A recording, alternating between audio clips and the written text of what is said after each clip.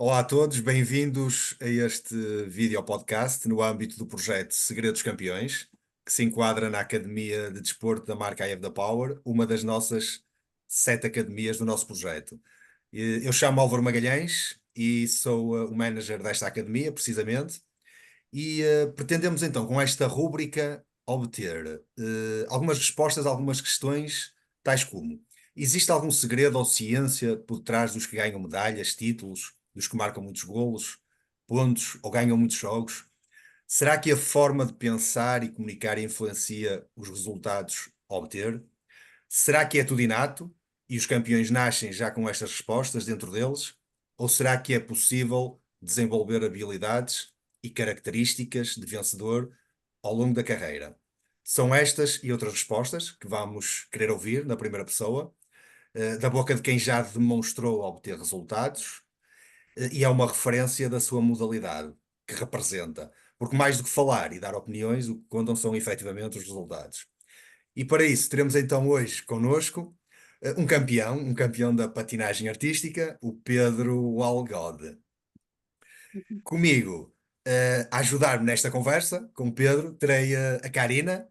A Karina, além de uma amiga e colega também de projeto, é consultora da marca, é coach, é practitioner de PNL, é formadora certificada pelo IFP. A Karina é licenciada também em design gráfico e esteve 20 anos ligada precisamente a esta modalidade, da patinagem artística, enquanto atleta e treinadora. Bem-vinda, Karina. Obrigada, Álvaro. Muito bem. Obrigada, Pedro, também, por teres aceito aqui o nosso convite. Foste, digamos, os primeiros nomes que eu me lembrei aqui quando eu e o Álvaro tivemos esta ideia. É um gosto muito grande para nós ter-te aqui connosco. Muito bem-vindo. Muito obrigado a todos pelo convite. É um gosto poder fazer parte desta pequena conversa, este momento de partilha e acho que vai ser bom para todos. Muito bem. Quanto ao Pedro, então, precisamente, falar aqui um bocadinho, resumir aqui o currículo do Pedro, que é bastante extenso. O percurso desportivo do Pedro, ele iniciou a carreira federada em 2004.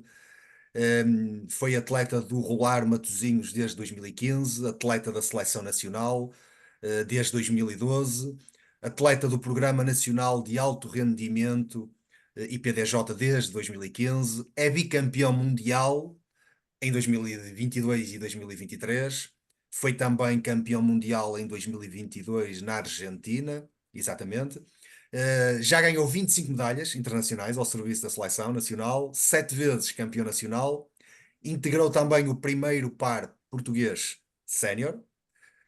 Já venceu, foi já vencedor dos Jogos Mundiais em 2022 nos Estados Unidos, pelo Comitê Olímpico Português. É tricampeão europeu em 2015, 2018 e 2022. Em solo dance sénior é campeão nacional, europeu e mundial em 2023. Campeão europeu, além de 2023, 2019 e 2017. Bronze no Mundial 2021, 2019, 2017. Foi o primeiro português campeão do mundo em duas disciplinas. Já venceu também o prémio Serpa Pinto em 2019, 2021 e 2022. Para além disto tudo, o Pedro está a realizar um doutoramento em Engenharia Química e Biológica na FEUP. É bolseiro de doutoramento da Fundação Ciência e Tecnologia. Ou seja, temos aqui verdadeiramente um grande campeão e o currículo dele por si. Já aqui com muitas, muitas linhas muito interessantes. Além de ser já ainda um jovem, não é? Já tem aqui muito, muito por onde se orgulhar, obviamente. Bem-vindo, Pedro, mais uma vez. Obrigado, Álvaro. Obrigado. Muito bem, então vamos dar então aqui o nosso pontapé de saída nesta Uhum. conversa, eu e a Karina, junto com o Pedro, e começaria aqui por pedir ao Pedro para dar início, falando aqui um bocadinho do seu percurso inicial, principalmente o início. Como é que chegaste à modalidade, alguns momentos marcantes nessa fase inicial que tenhas tido, Pedro? Então, Álvaro, a minha iniciação ao desporto foi mais ou menos a tradicional. A minha família sempre foi ligada à prática desportiva amadora, mas nunca ninguém praticou desporto enquanto desporto federado. Mas fiz o normal, a natação, também fiz ginástica, trampolins, na Académica de Espinho. E na altura também fiz a iniciação na patinagem na escola do hóquei, na Académica de Espinho, isto em 2004, eu tinha 10 anos, ou 9 na altura. E aos 10 anos então vou para o meu primeiro clube de patinagem artística, em Argoncilho, na feira. E aí começa o processo, então, o primeiro contacto com a patinagem, mas não tinha background nenhum familiar, nem de amigos, nem é um desporto que se pratica muito na região onde eu vivo. Mas foi esse o meu primeiro contacto, impulsionado pela minha mãe, neste caso. Fui em conjunto com a minha irmã, a minha carreira desportiva, aliás, é toda em conjunto com a minha irmã, a Ana Luísa Monteiro Valgode. E pronto, foi aí que se iniciou de uma forma bastante amadora e bastante, digamos, não simples, mas de uma forma quase ainda recreativa, primeiro, na patinagem, e só a partir daí é que eu comecei então a subir no desporto até o momento em que estou agora. Uhum.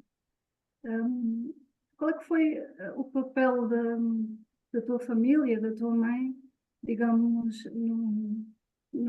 em continuares a modalidade, em manter-se na patinagem e não teres de alguma forma, ou até se foi uma coisa mais intrínseca da tua parte e da vossa parte, de se manterem na modalidade e não terem alternado para outras? Então, Karina, o manter-me na modalidade e na patinagem artística foi todo da minha parte. Não houve pressão nenhuma da parte dos meus pais para me praticar este desporto, para decidir este desporto muito qualquer. Ah, Na altura, lá está, eu experimentei e gostei muito e ficamos, não é? Quando digo ficamos, falo também pela minha irmã, mas agora falando de mim, fiquei, mas não houve pressão nenhuma. Agora, houve muito apoio familiar, principalmente da minha mãe, em termos de levar aos treinos, de levar às competições, de ajudar financeiramente numa fase inicial à prática desportiva, o apoio familiar em casa no sentido de gestão de horários, de criar condições por exemplo, numa fase mais posterior de descanso, pronto, de englobar a patinagem passou a ser uma variável da dinâmica familiar e passou a ocupar um espaço, digamos que a certo ponto passou a ser a variável mais importante e, por exemplo, a gestão da época toda, do calendário de férias, do calendário de eventos familiares passou a ser toda gerida à volta do calendário da patinagem, da época desportiva. Portanto, a patinagem artística, como muitos outros esportes também, mas rouba, por assim dizer, bastante tempo e claro que enquanto jovens a dinâmica familiar e o apoio familiar é muito importante para a prática desportiva. Sim, e estavas aí, antes da próxima pergunta do Álvaro, estavas aí a falar um bocadinho na questão de levar aos treinos. Isso é digamos, é uma disciplina que qualquer atleta, no fundo, tem que ter, não é? E na patinagem muito, o não faltar aos treinos e o ir recorrentemente, mesmo que não apeteça, não é? Eu falo por experiência própria, não é? Todos os dias, ou dia sim, dia não, o ir ao treino, isso é algo que de alguma forma tem que estar muito presente, ou em nós atletas, ou com muito, muito apoio dos pais, não é? Para manter o rigor, não é? Sim, sim, lá está. Claro que isso depende muito do apoio familiar, é indiscutível nesta fase, enquanto somos mais jovens. Mas lá está, depende muito também se a nossa aproximação ao desporto é mais recreativa ou mais competitiva. Enquanto a aproximação competitiva nem sequer fazia parte das minhas opções não ir a um treino. Se você estivesse mesmo muito, tinha que estar de cama para não ir a um treino. Portanto, aliás, Exato. de tal forma como eu sempre, ou desde poucos anos depois de iniciar a prática desportiva de patinagem, assumi a patinagem como o meu primeiro compromisso, portanto, lá está, passou a gerir tudo, tanto a escola até como a universidade, como o resto, passou a gerir em função da patinagem. Portanto, patinagem primeiro, depois o resto dos horários ou dos calendários era gerido posteriormente, ou Exato. de acordo com. Agora, claro que depende também se for ao nível recreativo, não há tanta exigência de treinos, mas sim, sem dúvida que é preciso manter essa regularidade porque senão é impossível Ser crescer na campeão. modalidade. Isso sem dúvida. E começaste logo com uma lógica de competição, assim desde muito cedo, logo com a ideia de que é mesmo para ser pela via competitiva. Então, na patinagem é muito normal os atletas dirigirem-se logo é claro que há iniciação à prática mas desde cedo que nós ficamos com a aproximação à parte da competição. É o normal, o percurso até está dividido em iniciação, pré-competição, competição. Eu desde cedo que gostei da competição e quis competir. Claro que a minha iniciação à patinagem foi lenta. Eu comecei num clube pequenino, portanto, nos primeiros 3 anos ainda andava ali na fase de aprovação em testes, que nós fazemos testes de disciplina para poder aceder às competições. E comecei com competições de nível muito baixo, nem sequer eram competições federativas. Mas sempre soube que era o meu gosto, mas não foi desde o início que eu acedi a esse tipo de competições, naturalmente. Foi um crescimento lento, principalmente nos primeiros anos. Muito bem. Falaste na tua irmã, a tua irmã começaram os dois em simultâneo, então. Sim, a carreira foi feita toda em conjunto. Eu comecei com 10, ela começou com 6, fizemos o curso todos juntos. Não houve. Pronto, sempre foi uma coisa completamente ah, em sintonia, Certo. em sincronia. Ela terá sido puxada, se calhar, por ti. Foste tu que a puxaste, direi eu ou não. Não, não. Foi os Sempre dois em simultâneo. coisa simultâneo, nunca puxamos. Quer dizer, claro que isto agora numa fase muito posterior, já de alta competição, claro que há momentos em que um puxa mais pelo outro, há dias em que estamos com menos vontade ou com mais dificuldade.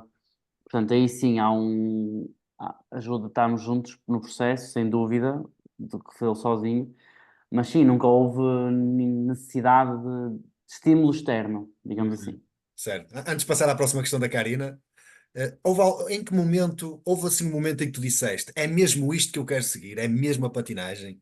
E existiu esse momento? Ou desde logo? Não, não, acho que foi muito natural, foi muito. Eu sempre gostei muito de desporto e de desafio.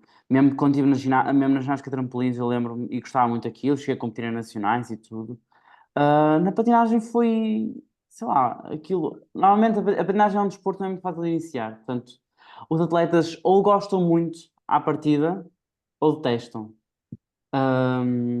E como pelo menos para mim, enquanto desporto, que a patinagem junta muito a vertente artística à vertente desportiva, com toda a parte de musicalidade, coreografia, o próprio movimento, pá, aquilo, a pessoa apaixonando-se por esses aspectos, acho que é impossível depois não largar ou desistir.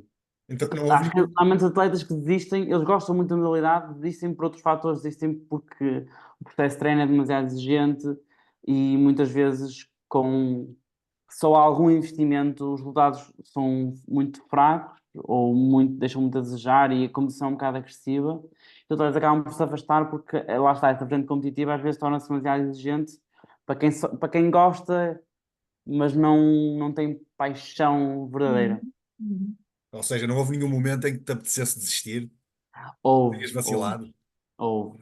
Claro que sim. Vais falar um bocadinho sobre qual é que tenha Podemos sido assim, falar esses sobre momentos? isso, sim, sim, Como sim. é que ultrapassaste? Como é que ultrapassei? Então, houve assim, Isso isto é já importante. movendo quase 2 décadas para a frente, já, ahm, houve ali, já, depois o período, eu já estou em alta competição desde 2012 e, portanto, todas as épocas são bastante exigentes e bastante longas e tem partes da época que são muito exigentes e houve, por exemplo, dois momentos assim grandes. Pronto, foi apó- ali o calendário competitivo tinha um Mundial em julho e houve uma situação familiar difícil, houve a morte de um familiar e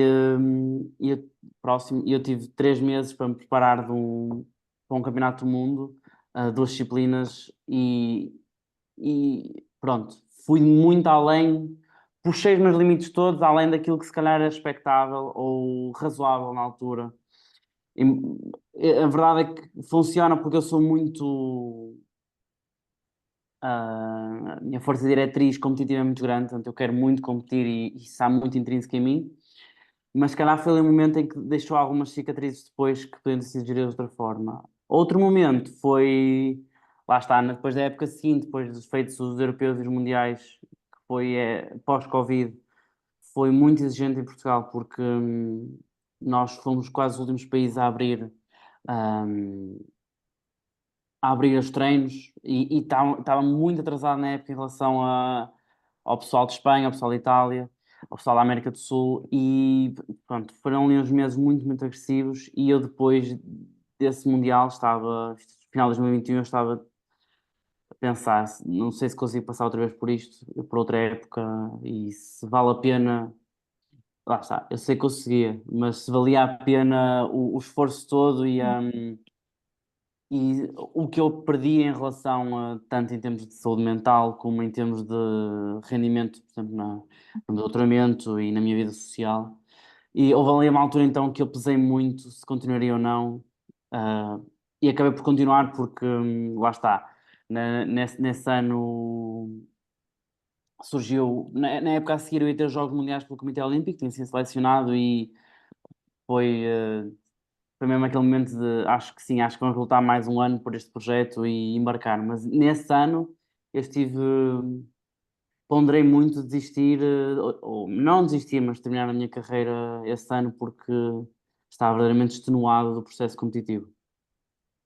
E que Pedro é que tu descobriste ser aí nessas duas fases mais desafiantes, mais difíceis? O que é que tu descobriste sobre ti? Possas partilhar assim connosco? Você já tinhas pensado sobre isso alguma vez? Não, não. Não, não diria que tinha descoberto nada. Eu acho que sempre estive muito consciente das minhas capacidades, desde o início, desde muito novo que eu já sabia as minhas capacidades. Não sabia se conseguia chegar lá, mas eu já conhecia as minhas capacidades. Ahm, Portanto, não foi provavelmente esses momentos, foi mais uma validação da minha capacidade de superação, da minha capacidade de contornar os obstáculos e procurar soluções, não tanto nesses momentos, nesses momentos talvez tenha sido uma validação dessas capacidades. Hum. Mas sim, foram momentos de teste claramente muito, muito exigentes. Eu aprendi com uma pessoa que é nesses momentos de teste. Eu vou dizer, o Dr. Adelino Cunha, não é? O CEO da marca. Aprendi com ele que é nesses momentos de teste que nós verdadeiramente vamos perceber se é efetivamente aquilo que nós queremos ou não. Se não for isso que nós queremos, nós vamos desistir, não é? Exato. Mas chamou-me a atenção há pouco tu teres dito que não tinhas propriamente todas as qualidades ou competências para ser um bom atleta. Disseste mais ou menos isto. E isso é muito interessante, porque tenho a ideia que as pessoas acham que às vezes os campeões que já têm uma série de características todas a seu favor. E às vezes os campeões são aqueles mais improváveis, e aqueles que não têm todas as características e qualidades para lá chegar, não é? Concordas com isso? Isso é muito interessante essa pergunta porque hum, também há muitos esportes, mas eu diria que nos esportes artísticos isso é um bocado notório. Se os atletas, muito novinhos, não são muito talentosos, são logo postos um bocadinho de lado, porque pelo menos na patinagem é uma massa muito grande de atletas, federados, e portanto os atletas que têm aquele talento inicial são muito mais explorados e os restos deixaram um bocadinho de parte porque não têm as qualidades aparentemente não tem as qualidades necessárias para se ingrar no desporto. Mas posso-vos dizer que, da minha experiência, já estou na patinagem também há 20 anos, a maioria dos atletas muito talentosos, em miúdos, acaba por desistir cedo e por não chegar longe. A maioria deles porque, como são muito talentosos quando são miúdos, aprendem a chegar muito rápido, ou chegam muito rápido, a boas prestações, ganham muito cedo, e na fase em que depois é preciso começar a treinar a sério, ou que as coisas vão ser triviais e com pouco treino a pessoa chega lá, como não foram habituados a esse processo, não sabe lidar com esse desafio e com essa dificuldade de não ser tudo fácil de alcançar, e ficam frustrados, e a frustração torna-se de tal forma grande que eles acabam por desistir. Ah, Também essa perspectiva que eu E eu não, eu tenho, e tinha. das Passaste colegas, por não é? Das isso, colegas Pedro? que eu tive. Uhum. Tu passaste por, tiveste Não, essa, passaste por não, essa não, situação? eu fui o oposto. Eu era um atleta muito, muito pouco talentoso, aparentemente, muito desajeitado, descoordenado, Uhum. quase, como se diria assim, se calhar aqui no Norte, desconchavado. Essa é uma palavra feia.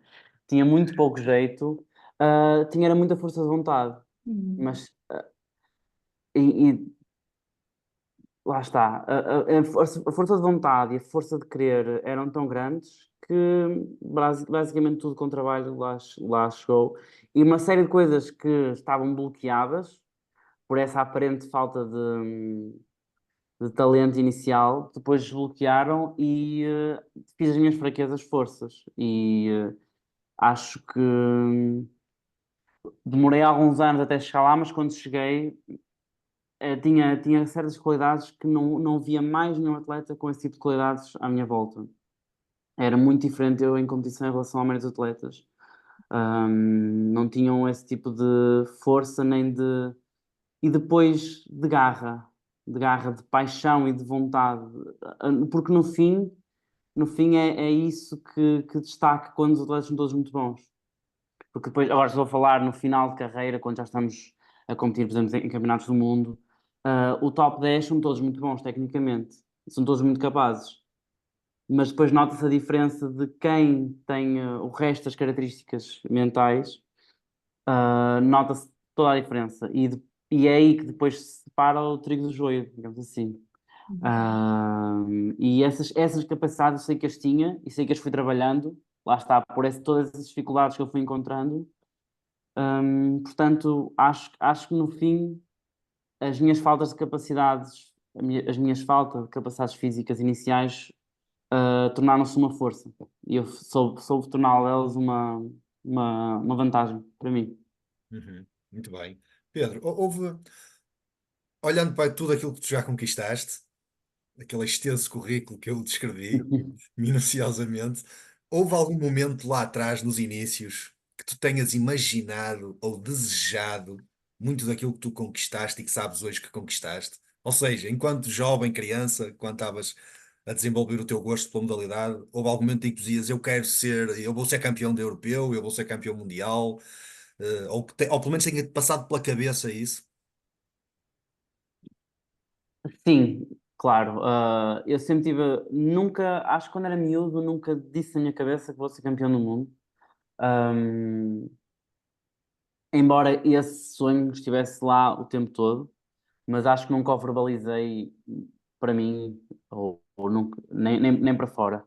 Mas sempre tive muitos ídolos e sempre pensei, eu quero fazer o que eles fazem, eu quero fazer mais do que eles fazem. Isso sim, sempre tive muito essa vontade de. Sempre cresci muito a olhar Foi uma coisa que me ajudou muito ter os meus ídolos e pá, se eles conseguem, eu também consigo. Foi muito por aí. Se não é este ano, não é daqui a 5 anos, é daqui a 10 anos. Portanto, sim, sempre houve essa vontade. Claro que não estava à espera de ser campeão do mundo com 12 anos ou com 13, e com 3 anos de patinagem, não era, claro que isso não era materializável. Mas sim, houve ali dois momentos, enquanto era na minha parte de formação, houve dois momentos-chave, não chave, mas que eu me lembro muito bem. Um foi no meu distrito, no meu primeiro distrital, de individual. Isto foi em 2010. E eu já era juvenil na altura. E normalmente a maioria dos grandes atletas começa infantil ou iniciado já a competir, já a ser muitas vezes campeão distrital, nacional. E eu, na altura, só os 7 primeiros no distrital é que passavam. E eu já, portanto, já considerado um bocadinho velho para estas andanças na altura, para iniciar, melhor dizendo. Lembro-me de ouvir um comentário assim da mãe de um colega meu, esse é este meu primeiro distrital, e ela disse: nós estávamos a vir do treino na sexta-feira e o campeonato começava no sábado. E ela disse assim: sei o que vocês vão lá fazer, porque vocês nem sequer vão ficar nos 7 primeiros. Vocês vão ficar para em 15º ou em 20º. E eu lembro perfeitamente de pensar: não, eu vou ficar nos 7 primeiros. E nunca tinha competido, portanto, eu não tinha noção nenhuma do meu valor individualmente, pá, já, mas individualmente não tinha noção nenhuma do meu valor validado por juízes ou pela comunidade da patinagem. Eu lembro perfeitamente de se pensar: não, eu tenho a certeza que vou. Eu treinei imenso para aquilo e a verdade é que fiquei em sexto nesse distrital e é um dos momentos que ficou marcados na minha memória. Outro foi 2 anos depois, eu nunca tinha sido campeão nacional. E foi a primeira vez que fui campeão nacional. Portanto, eu lembro perfeitamente que treinei tanto, tanto, tanto para aquilo, tanto para aquilo. E a competir com atletas que eram melhores que eu, mas eu lembro perfeitamente de estar a treinar para o Campeonato Nacional e de estar.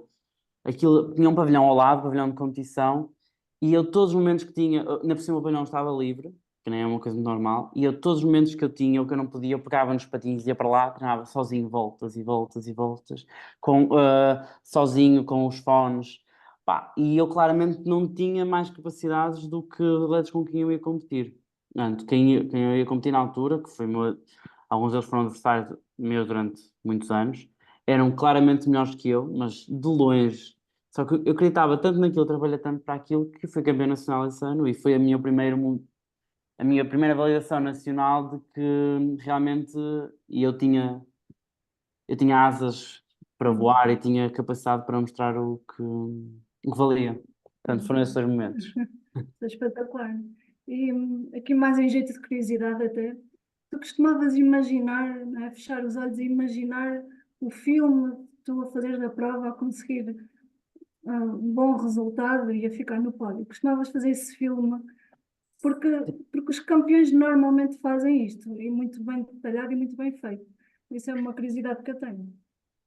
Sim, sempre fiz bastante treino mental, até, até porque depois já na alta competição, ao fim de muitos anos, torna-se às vezes vamos abaixo em certos momentos e às vezes até perdemos um bocadinho a confiança nas nossas capacidades, no que valemos.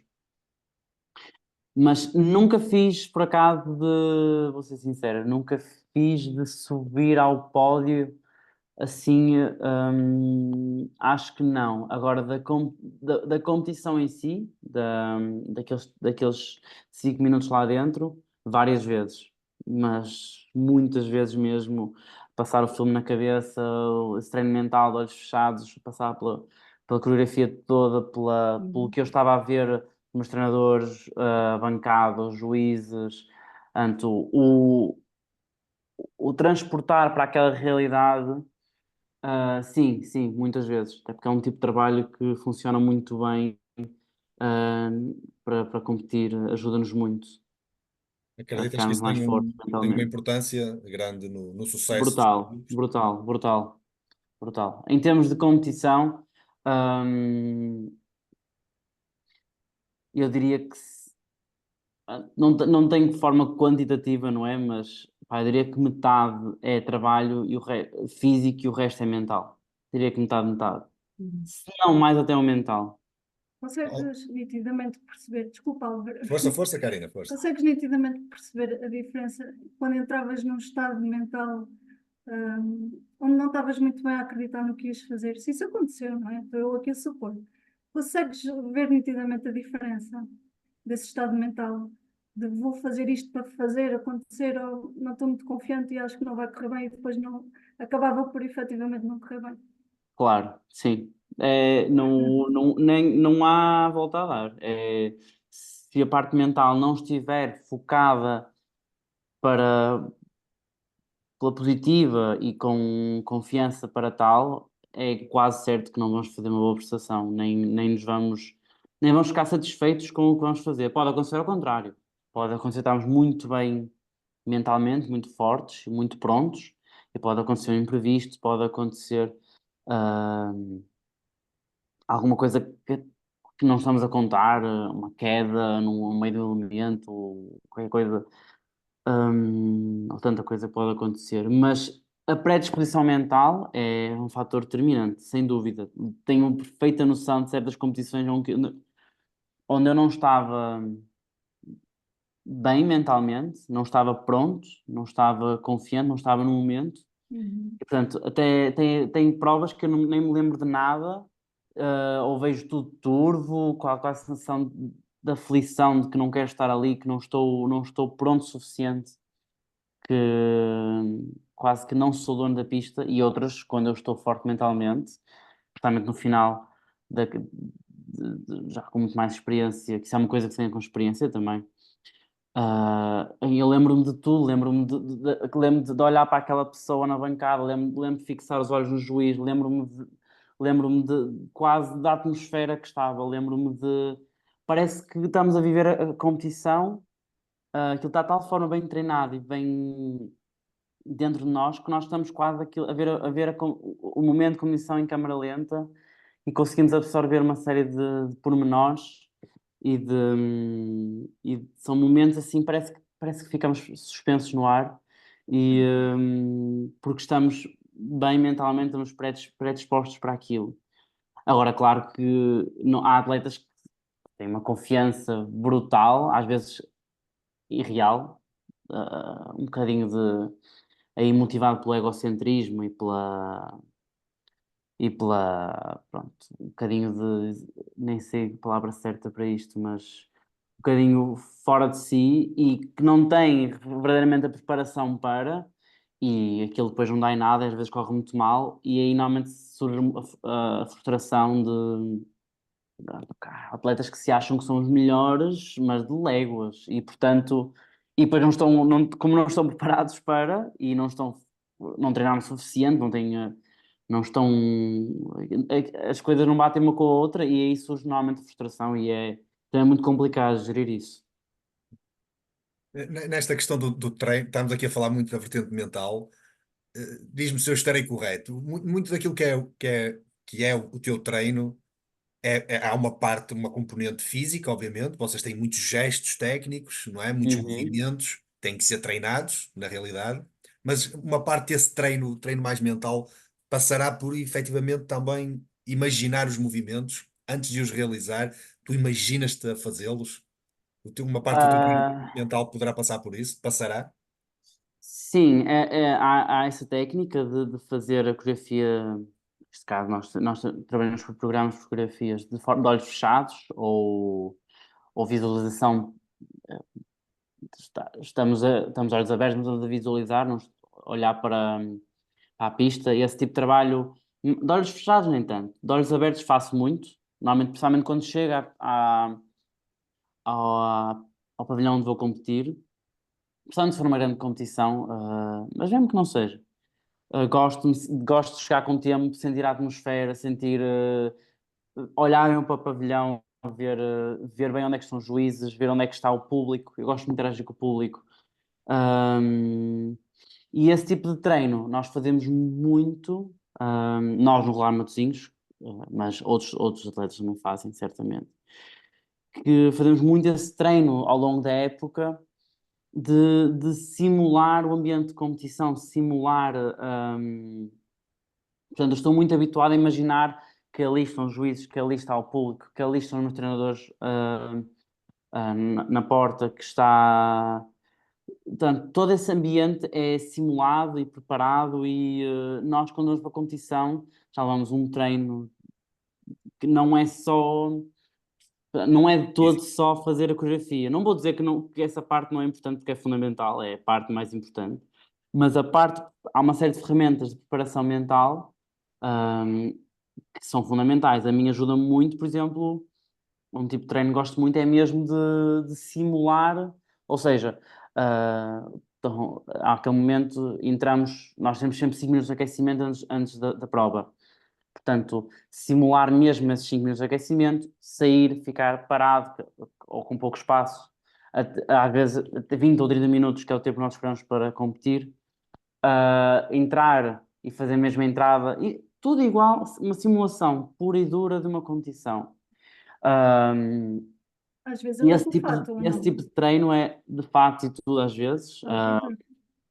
até às vezes com certos atletas a fazer juízo. Esse tipo de treino é um treino que funciona e dá-nos uma preparação brutal, brutal.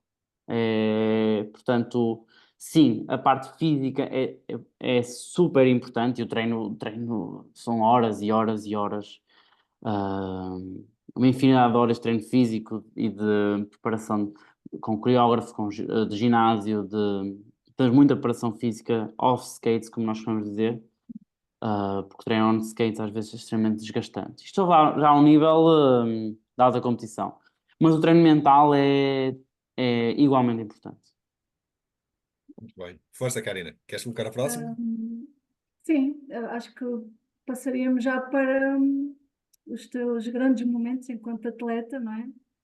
Portanto, foste campeão do mundo 2 vezes, agora recentemente. Uhum. Eu vi até, digamos, numa partilha no Facebook, onde tu escreveste que se te dizem que é um recorde e que pode ser impossível, então tu vais quebrá-lo. Fala-nos um bocadinho sobre isso. Ahm, O que é que tu sempre me sentes de deu, algo? sim, sempre me deu muito gosto, desafiar o desafio. Eu vivo muito para a competição e gosto muito da competição. N- Não, não na competição com os outros. Claro que se não tiver outros para competir, não dá prazer competir. Não gosto de ganhar só por ganhar. Tem que saber que é merecido. Mas sem dúvida que a pessoa com quem eu mais gosto de competir é comigo mesmo. E a competição é sempre de mim para mim. Nem sequer estou focado. Claro, conheço muito bem os meus, nem gosto de dizer adversários, os meus colegas de competição, os restantes atletas que estão. Não olho para eles como adversários, propriamente. E conheço muito bem os pontos fortes deles, os pontos fracos deles. ah, também gosto de ver os meus pontos fortes, os meus pontos fracos. Para... Mas sim, sim, sou muito levado pela competição, muito direcionado, impulsionado pela competição gosto de sentir que agora fiz 100, a seguir fiz 110, a seguir fiz 120. Isso dá muito prazer, saber que consigo ir mais e mais e mais além.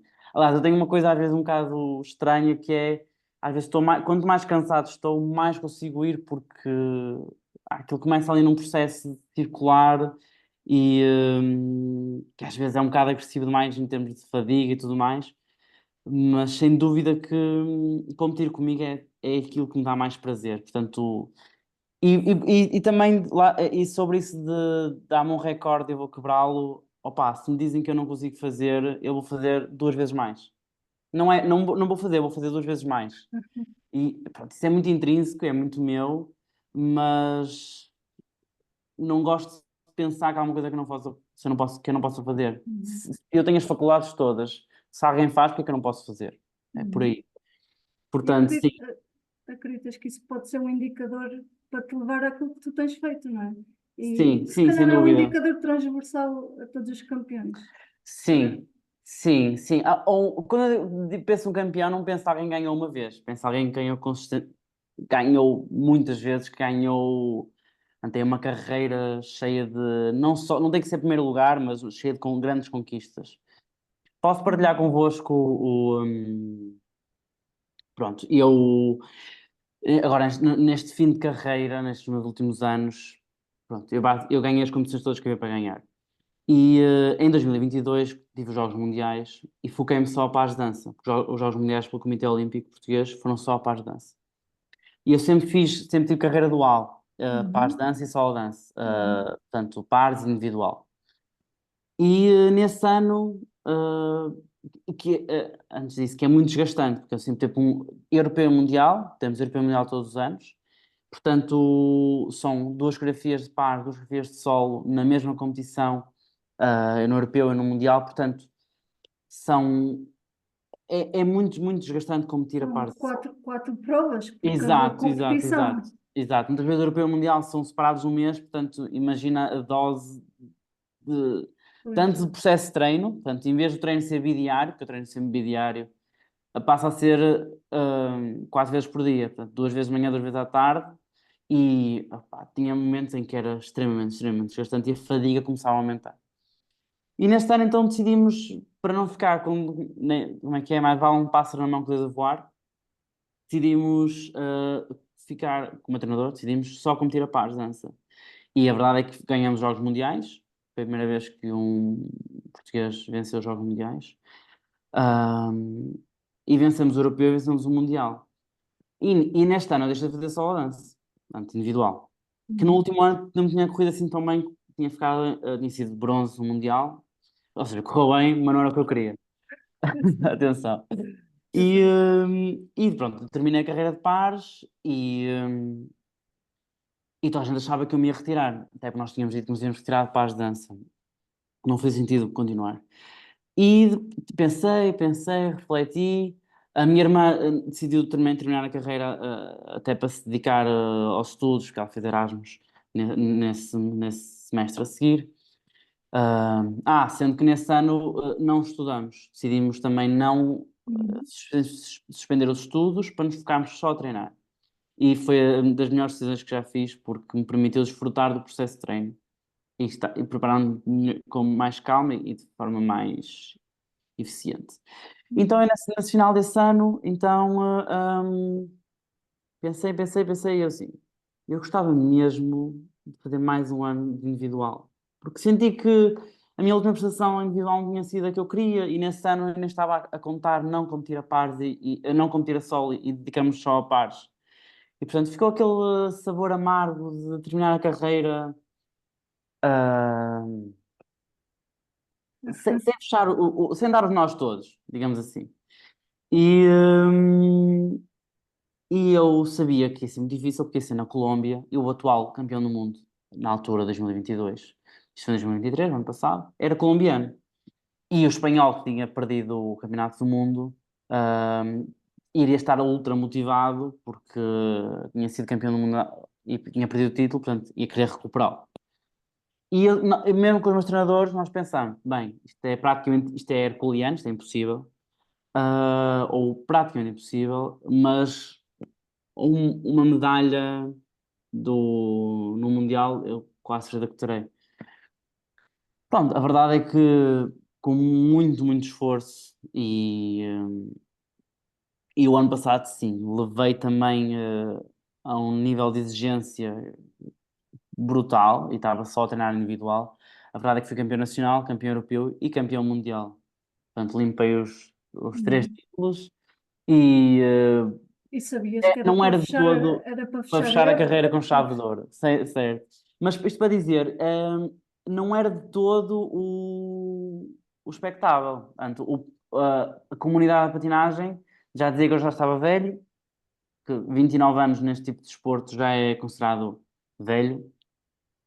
A maioria dos atletas com 21, 22 anos, 23 está a terminar a carreira, até porque é um Sim, desporto amador, tem sim, outras variáveis que não. sim. Ali na Portanto, altura da universidade, não é? Começa a é ser difícil. exatamente. E as mesmas pessoas diziam: o que estás a fazer à tua vida? O que é que vais competir este ano? Vais tipo, manchar a tua imagem de pares que tinhas fechado o Campeonato do Mundo como campeão do mundo, que não valia a pena fazer esta época. Mas eu sabia lá no fundo que eu conseguia. E de ouvir colegas e pessoas a dizer que era uma estupidez e que eu já não estava em forma para. Aquilo deu-me tal vontade de provar, além de provar aos outros, para mim mesmo, que eu conseguia. Pronto. E foi esse o trigger e É. essa viagem que eu fiz o ano passado e que foi brutal. Sim. E quem ainda não viu a tua prova, está disponível online. Eu recomendo Está no YouTube, vivamente. basta pesquisar pelo meu nome, aparece Sim, logo o Campeonato do Mundo na Colômbia. sim, é absolutamente incrível, porque tu sabes perfeitamente que é a última prova, não é? Individual. Sim, E a paixão com que tu estás ali, a emoção e o power é nitidamente visível. Eu recomendo vivamente. Álvaro. Em que lugar é que ficaste nesse Mundial, neste último? venci o Mundial, Venceste mesmo este Mundial. Muito venci. bem. E terminaste a carreira, E terminei a carreira. mesmo? Uhum. Sim, sim, sim. Ao Com a mais alto seleção, sim. nível. Terminar a carreira ao mais alto nível. Como é que isso é possível? Após ser campeão do mundo. Posso ser 2 vezes campeão do mundo.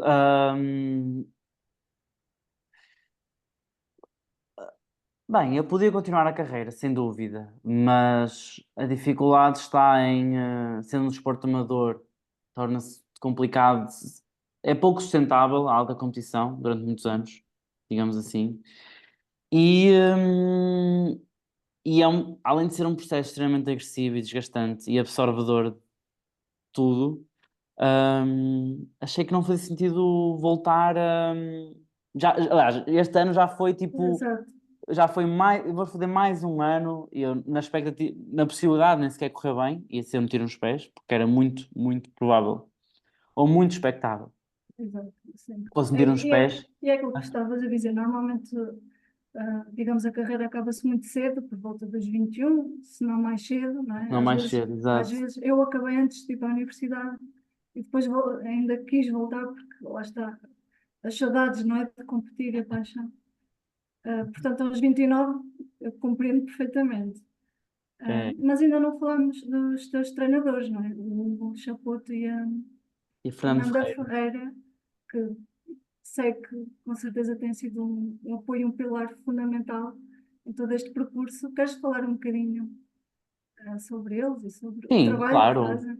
Ah, são sem dúvida du- duas grandes referências para mim, duas.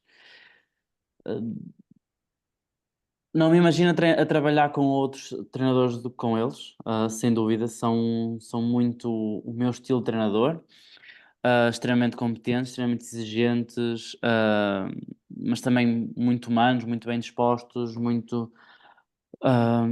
muito profissionais acima de tudo. Não, portanto, é o tipo de treinador com quem eu gosto de trabalhar porque eu sou muito, muito profissional no que faço, muito exigente e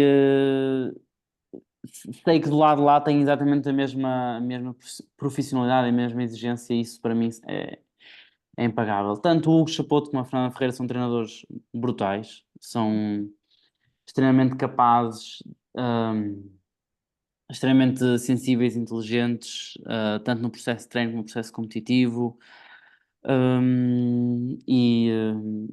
Diria que é difícil conhecer uma dupla melhor que eles. Eles complementam-se, têm visões muito diferentes de certas coisas. Hum, Portanto, é engraçado trabalhar com os dois porque muitas vezes a pessoa faz um treino ou o que é que seja e tem um feedback polar, tem um a dizer gostei muito e outro a dizer detestei. Portanto, o desafio era sempre pôr os dois a dizer gostei muito ou os dois a dizer que sim a certa coisa. Muitas vezes o Chabot dizia muito bem, gostei imenso, sim, aquilo está no ponto, e a Fernanda detestei, não, não, ou ao contrário, um dizia que sim, outro que não. Portanto, essa polaridade e essas diferentes visões dos dois ajudou-me muito a crescer enquanto atleta, a ouvir diferentes opiniões, Uhum. ah, e também a ficar mais forte para competir, porque na verdade quem nos ajuda são uma série de juízes com visões diferentes, portanto as visões nunca vão ser iguais, e ter isso no meu clube é brutal. Além disso, são atletas que são treinadores, desculpem, que fomentam um excelente ambiente de treino e pá, acho que o Rolar Matosinhos não podia ter escolhido melhor, e acho que tem uma equipa técnica excelente, e acho que sendo o Rolar Matosinhos sem dúvida o melhor, pelo menos o mais premiado é Clube de Portugal. Uhum. Acho que a muito se deve aos dois treinadores que têm e aos treinadores livres que têm, à Pepi e à Dora, que fizeram parte do meu processo de crescimento mais lá atrás, foram eles que me impulsionaram, a minha e a minha irmã. E o Rolar Matosinhos, enquanto tanto com a parte de dirigentes e da associação desportiva, não podia desejar melhor. Não podia desejar melhor enquanto clube. E o Hugo, o teu treinador, ele foi campeão do mundo, foi o primeiro campeão do Foi o mundo primeiro campeão do português, mundo não estou português. enganada. Não, Portanto, não, foi o foi uma primeiro. grande referência para ti, não é? Foi, sem dúvida. Eu lembro perfeitamente de olhar para ele com uma admiração. Ele chegou a dar treinos há uns anos, na altura em que foi campeão do mundo, isto foi em 2009, 2010, foi o primeiro. E eu lembro-me de perfeitamente estar num masterclass de verão e de lá numa fichinha escrevermos sobre os nossos ídolos. E eu lembro perfeitamente de escrever que o meu ídolo era o Chapote, e é verdade, foi um dos meus grandes ídolos. E depois ser treinado por ele é brutal, é brutal. Muito bem. Pedro, algum conselho que gostasses de deixar aos treinadores que nos vão escutar aqui, até jovens treinadores que estejam a iniciar-se e que vão ser os futuros, digamos, construtores dos futuros campeões, não é, desta modalidade? Algum conselho que lhes gostasses de deixar? Aos treinadores, eu próprio tenho curso de treinadores, a nível 1, para já, pelo menos, e também dou treinos, portanto, já sei o que é estar do lado de lá. Ah, conselhos, acho que é importante para os treinadores que estão a trabalhar com uma equipa de competição, serem o máximo exigentes, serem o máximo profissionais, estarem bem informados, trabalharem bem, planearem bem os treinos e a época para dar ao máximo e potenciar ao máximo os atletas. E não só aquele processo de treino um bocadinho sem rumo e sem.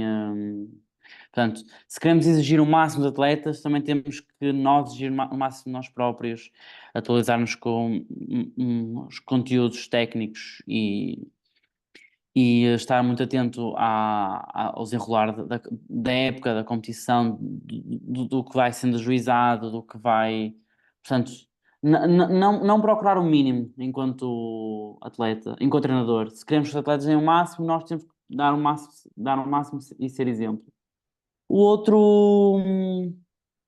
o outro conselho que posso dar é que às vezes pode ser importante. Ou seja, nós temos que potenciar o atleta a querer muito, mas não podemos ser nós a querer muito. Tem que ser o atleta a querer muito. Porque não somos nós que. Nós já ganhamos. A maioria dos treinadores foram atletas. Nós já ganhamos as medalhas que tínhamos a ganhar. Portanto, naquele momento, nós podemos dar as ferramentas todas, mas não podemos querer pelo atleta, nem podemos entrar para a pista com o atleta. Portanto, o atleta desde cedo tem que ser formado para estes valores, e para estas noções, e para evitar depois certos crescimentos desportivos que não são os mais sustentáveis, acima de tudo. Aqui já fugindo um bocadinho, mas acho que a ética desportiva é das coisas mais bonitas e mais interessantes que um atleta pode ter, e eu acho que isso vem muito tanto da educação de casa como da educação dos treinadores. Portanto, o treinador não deve formar só atletas, deve formar pessoas primeiro.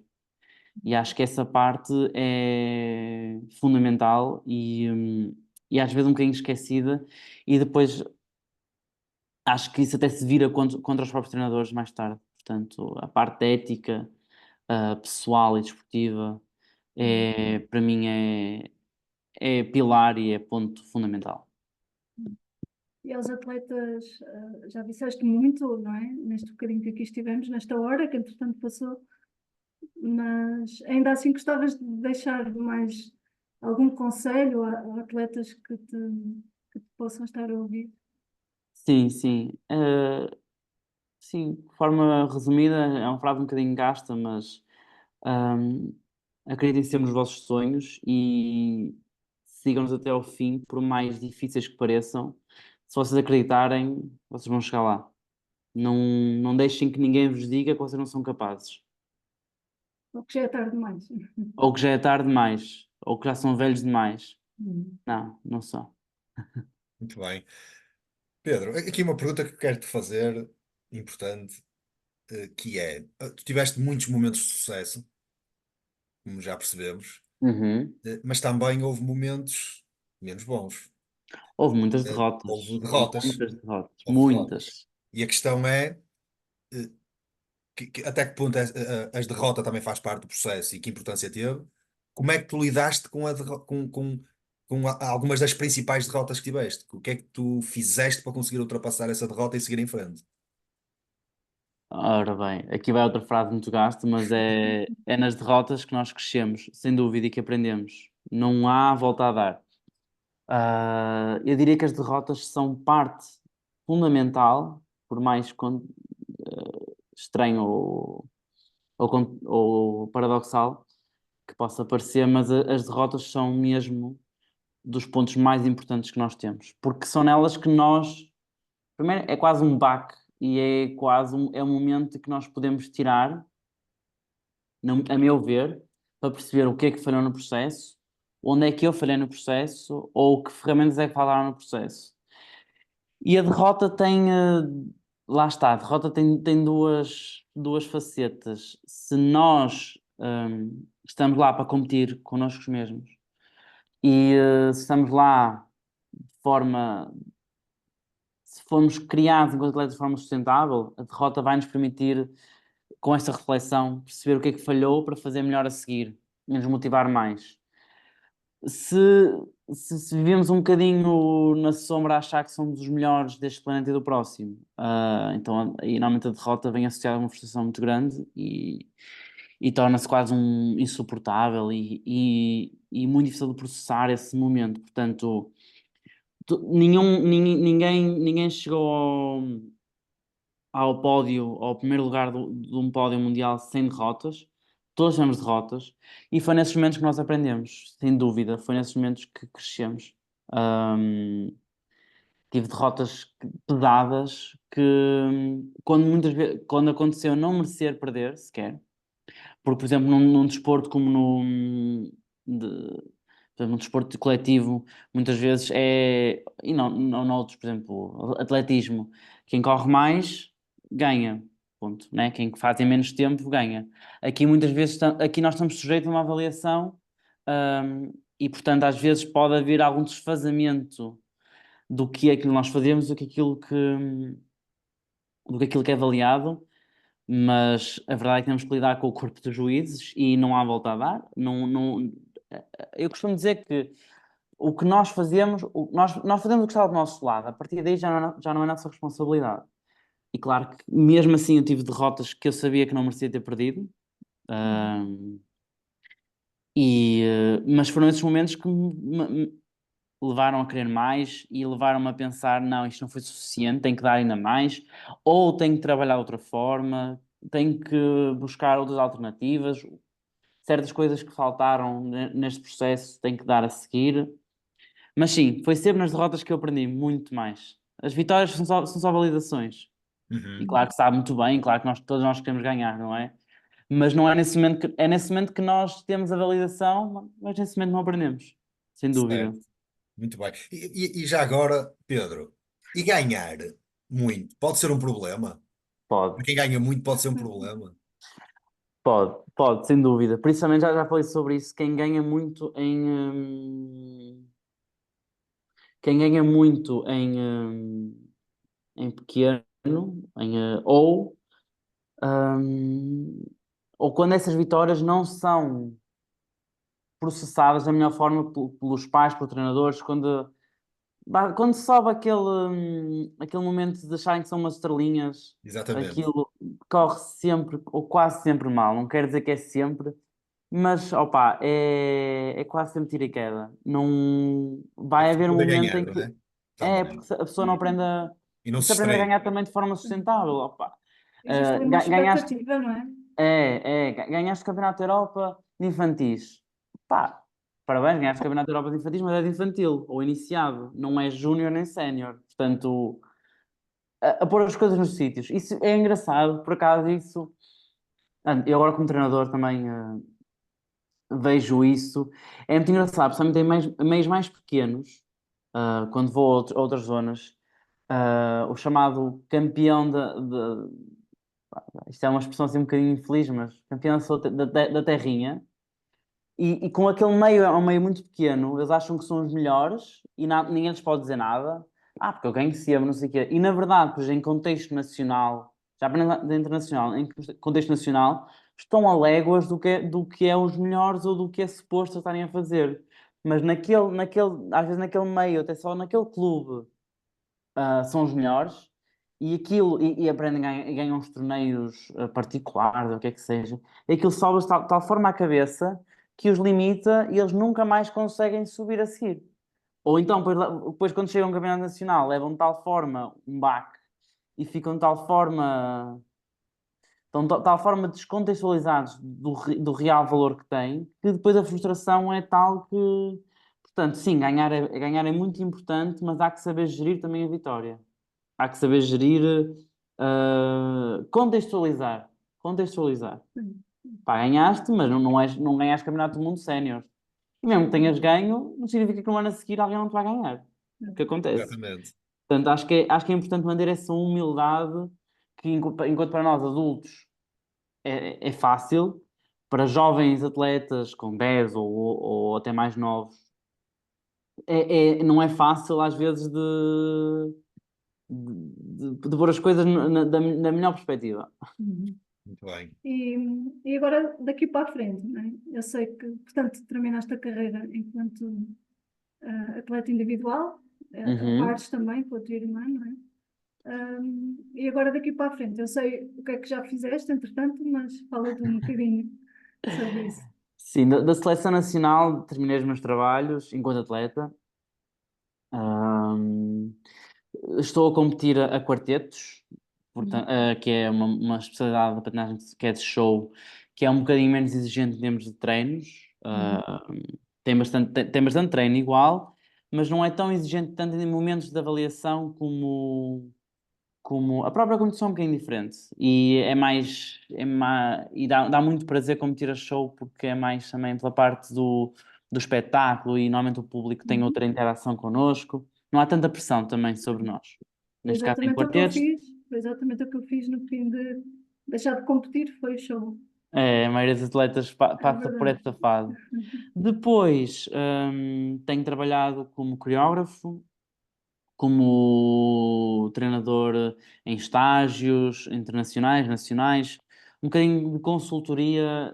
Não estou neste momento a trabalhar como treinador a tempo inteiro num clube, porque estou focado em acabar o meu doutoramento, na minha parte académica, mas tenho mantido ligado à patinagem, tanto como atleta, como também como treinador, mas na masterclasses, Uhum. a partilhar o meu conhecimento de outra forma. Também acho importante desenvolver à comunidade e ajudar a comunidade, mas para já foi a forma que eu encontrei de o fazer sustentável para mim também. Uhum. Uhum. E o teu futuro passará ainda sempre vez a passar sempre pela modalidade, de alguma forma. Eu gostava de dizer que sim, espero que sim. Não sei dizer quando acabar o doutoramento, não sei muito bem qual será o futuro, ainda não tirei tempo suficiente para refletir sobre isso e para sentir o que eu quero Uhum. fazer.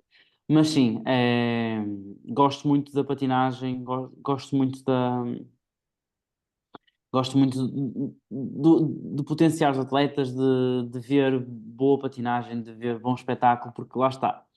Quando é bom, é mesmo de ficar deslumbrado pela modalidade em si. Uhum. Portanto, essa parte da alta competição e de ver grandes atletas a patinar deixa-me sempre, e de ajudá-los, Uhum. deixa-me Uhum. sempre muito feliz. Muito bem. E quem é, o que é que vai ser o Pedro também, do ponto de vista profissional, para além daquilo que possa ser uma ligação à patinagem, quais são os teus planos futuros? Olhando para a tua formação académica. O que é que vamos ver o Lá Pedro está. fazer mais? Eu gostava de ter terminado o doutoramento na Engenharia Química, na FEU. Gostava de ingressar para a parte da indústria. Gostava de ter esse contacto. Eu sou uma pessoa que gosta muito de de procurar soluções para os problemas, da parte de resolução prática, de implementação, e eu sei que na indústria isso é preciso, principalmente na indústria, tudo está ligado à indústria química, e gosto dessa dinâmica. Agora vamos ver se é isso que, sou sincero, ainda não tive tempo para ter essa experiência.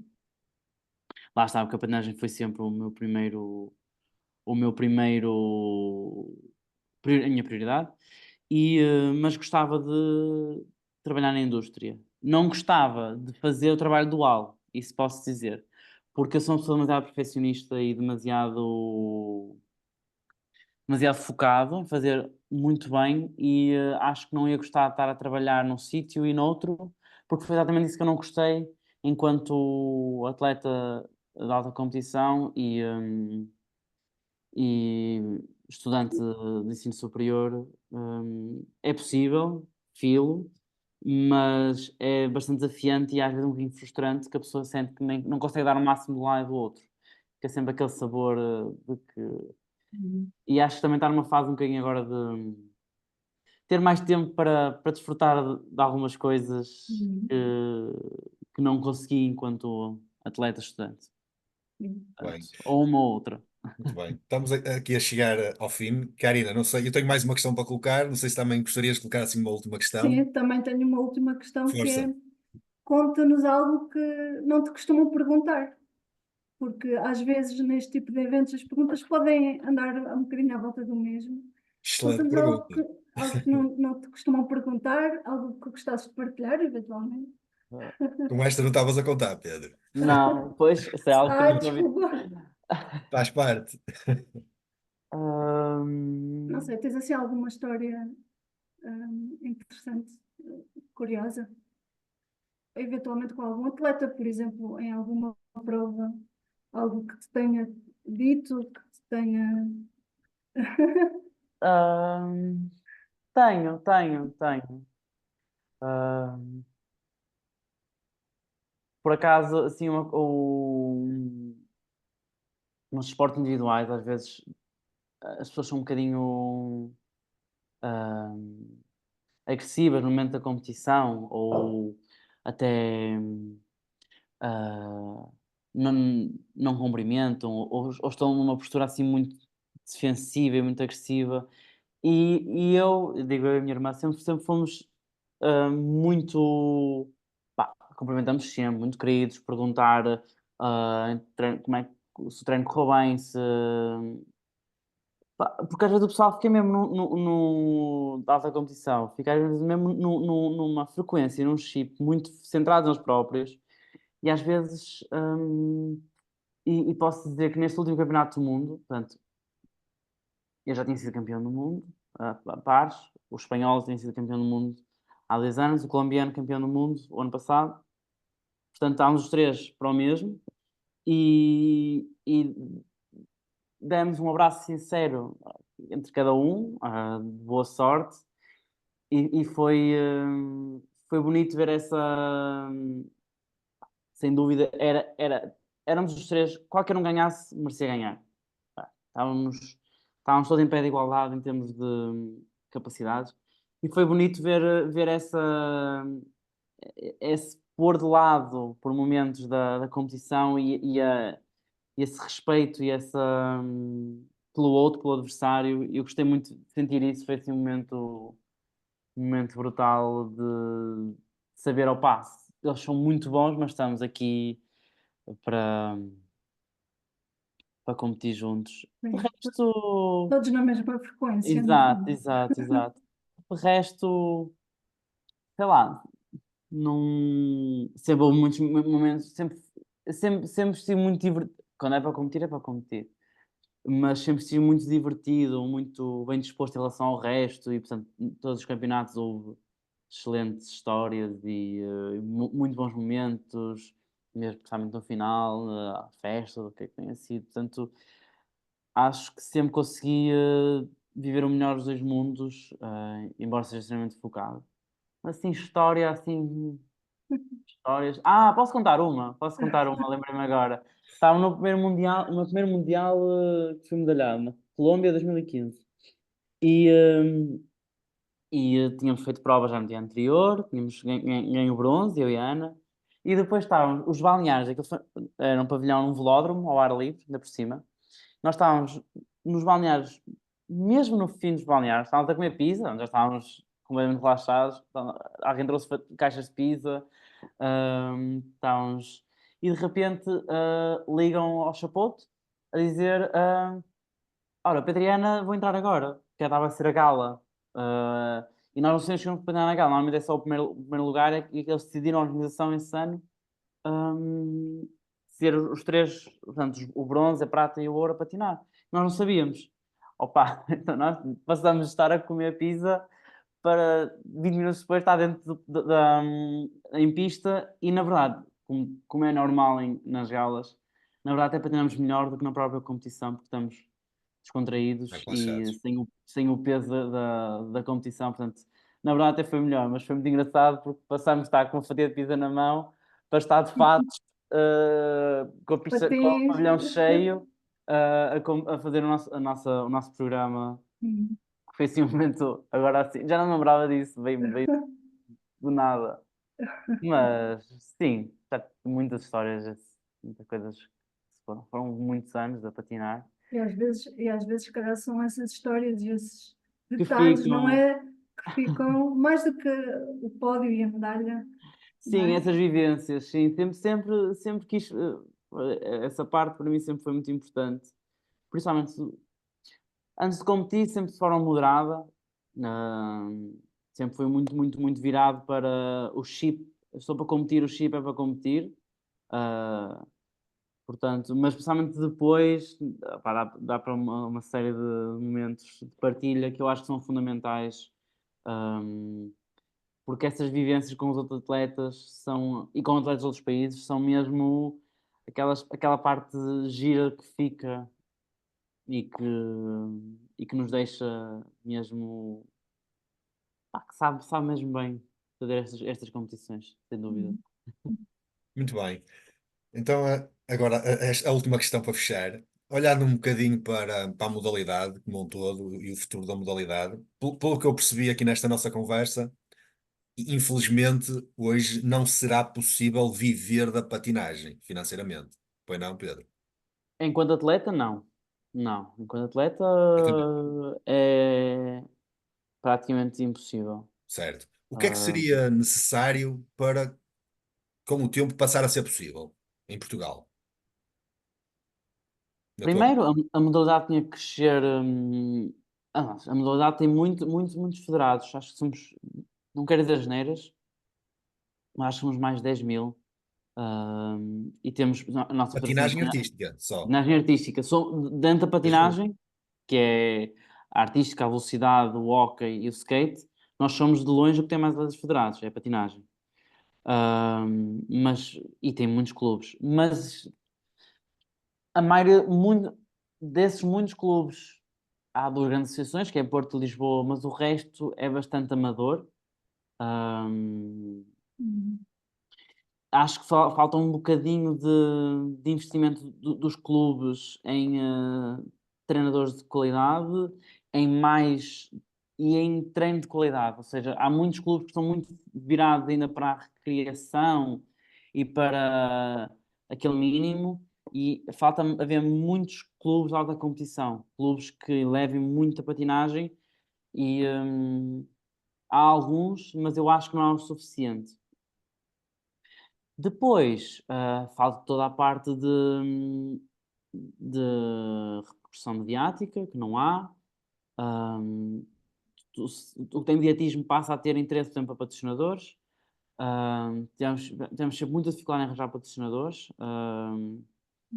que não de material de patinagem, essa parte sim, mas o resto, bastante dificuldade.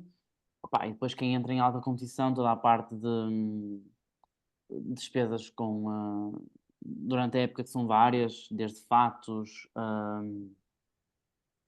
coreógrafos, ginásio, por aí fora, esse tipo de despesas que tornam a patinagem um desporto caro e difícil de manter.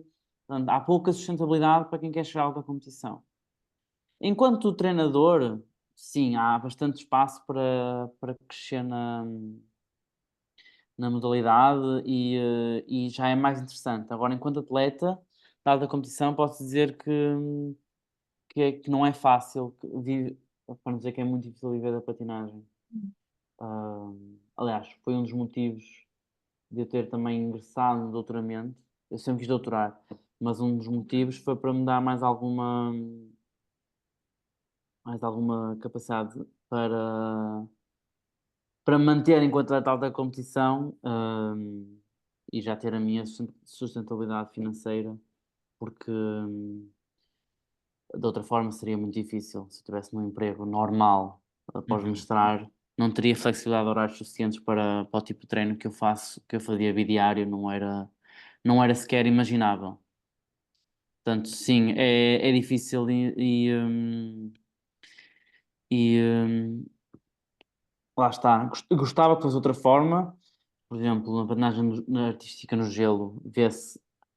O contexto é completamente diferente, desde prémios pela competição, desde as federações investirem em imensos atletas, depois os próprios espetáculos que eles dão enquanto atletas são espetáculos extremamente bem organizados, com um imenso público, estamos a falar de duas realidades opostas, estamos a falar mesmo de um desporto amador, que é a patinagem artística sobre rodas, para um desporto já semi-profissional, a não ser quase profissional, da patinagem no gelo, e estamos a falar de dois desportos que são praticamente análogos.